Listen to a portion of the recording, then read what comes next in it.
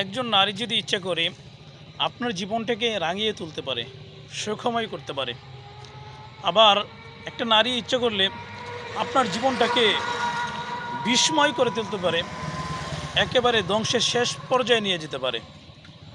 সময়ের আলোচিত ঘটনা আবু তোহা আদনান সাহেবের এবং তার স্ত্রীর।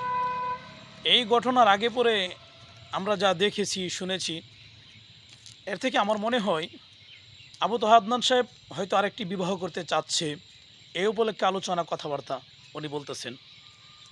আর কিন্তু আবু তোহা আদনান সাহেবের স্ত্রী, উনি এই বিষয়টাকে মানুষের সম্মুখে, দেশের মানুষের কাছে এমন ভয়ানক বিভৎস আকারে তুলে ধরছে, মনে হচ্ছে উনি যেন জিনাকারী, সবচাইতে জঘন্য এবং খারাপ ব্যক্তি।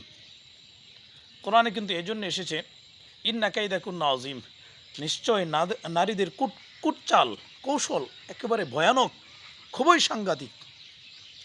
আমি আমার নিজের জীবনের অভিজ্ঞতায় অনেক দেখেছি, নারীরা যদি ইচ্ছা করে একটা সত্য বিষয়টাকে তারা তাদের মানে নারী বিষয়ক যে ছলনা কৌশল এমনভাবে সে উপস্থাপন করতে পারে, সত্যটাকে মিথ্যা মনে হবে, আবার মিথ্যাটাকে সাধারণ মানুষ সত্য মনে করবে।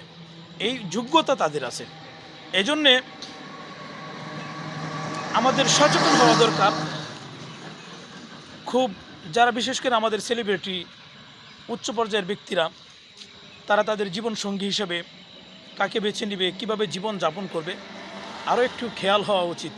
অন্যথায় জীবনে নেমে আসতে পারে এক চরম বিপর্যয়, দুর্ঘটনা। আল্লাহ তাআলা আমাদের সবাইকে এই ধরনের ফিতনা থেকে হেফাজত করুন।